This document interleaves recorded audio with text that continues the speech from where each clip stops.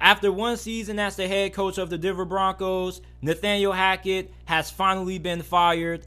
And after getting curb stomped 51-14 on Christmas Day by the LA Rams, we all saw the writing on the wall.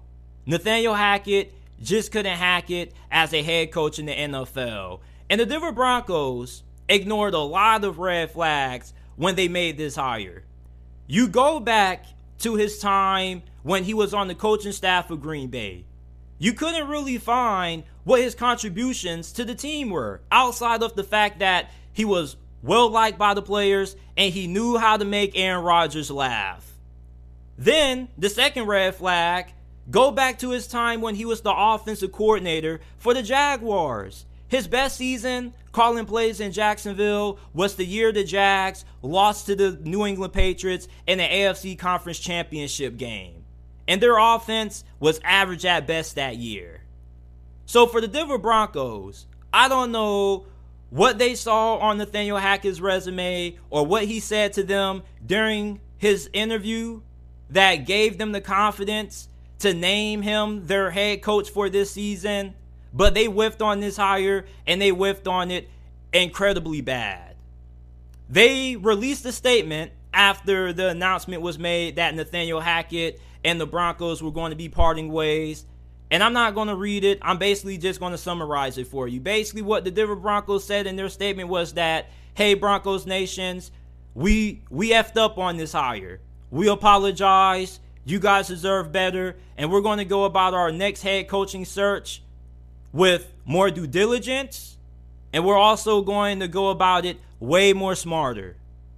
And for the Broncos, you have to go about your next head coaching search in that manner, because this is probably the most important head coaching search that the Broncos have had in the history of their franchise right now, because you have to find a head coach that can squeeze the remaining juice that Russell Wilson has left in the tank, if any.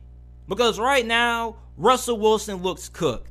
Now, I do think if you can get your next head coaching hire right, the right guy can make Russell Wilson a serviceable quarterback.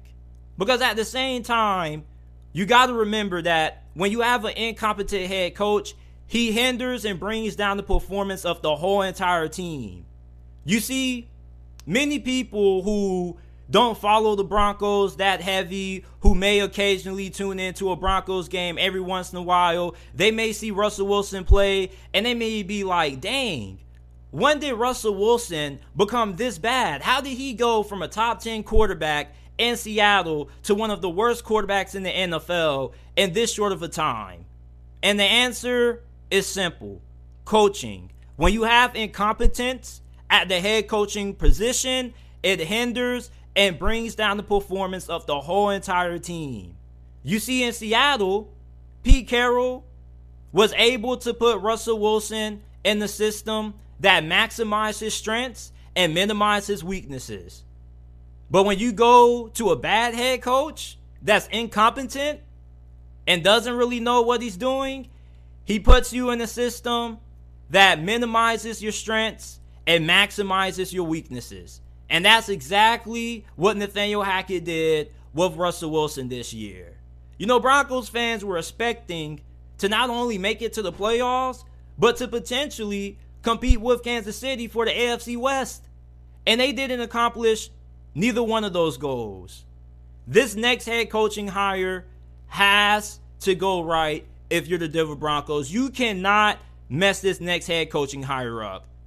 And I don't know what are going to even be some top head coaching candidates that are even going to be willing to even listen to the Broncos offering them an interview for this job. I don't know what high-end head coaching candidates will even be interested in taking this job, because you don't even know if you can even make Russell Wilson a serviceable quarterback. For all you guys who are going to say Sean Payton, you got to trade for him. What assets do you have to trade for Sean Payton? And even if you did have the assets and the resources to get Sean Payton, why would he want to come and coach Russell Wilson when he already looks cooked? And he already was dealing with quarterback problems his final year in New Orleans. I'm pretty sure he doesn't want to go to another situation with similar quarterback issues. Well, not similar quarterback issues, but another quarterback issue where you may not have great quarterback play. Yeah, I think Sean Payton probably would say, nah, I'm good off Denver. Kellen Moore, maybe. I think Kellen Moore definitely is going to be one of the top candidates that the Broncos are going to have on their list when it comes to doing their head coaching searches. Airbnb, he definitely is going to be there. You already know they always connect Airbnb to every head coaching job. And it seems like the NFL is really pushing for him to get one. So I think that Airbnb has a strong chance of being the Broncos' next head coach because he's one of the few people I could see actually taking this job.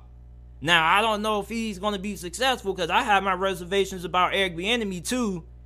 But, you know, those are just some names off the top of my head that I'm just throwing out there that maybe Denver could have interest in becoming their next head coach. But at the end of the day, Nathaniel Hackett just wasn't cut out to be an NFL head coach. Like I always say, these head coaches, most of them are great people, honest guys off the football field. But Nathaniel Hackett just wasn't fit to be an NFL head coach.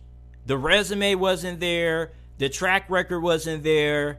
He may have wowed you in his interview, but this was one of the worst head coaching hirings in the history of the NFL. I mean, this team looked god-awful this year. Let me know what you guys think about Nathaniel Hackett's time as the head coach for the Denver Broncos and who you guys think will possibly be the Denver Broncos' next head coach in 2023.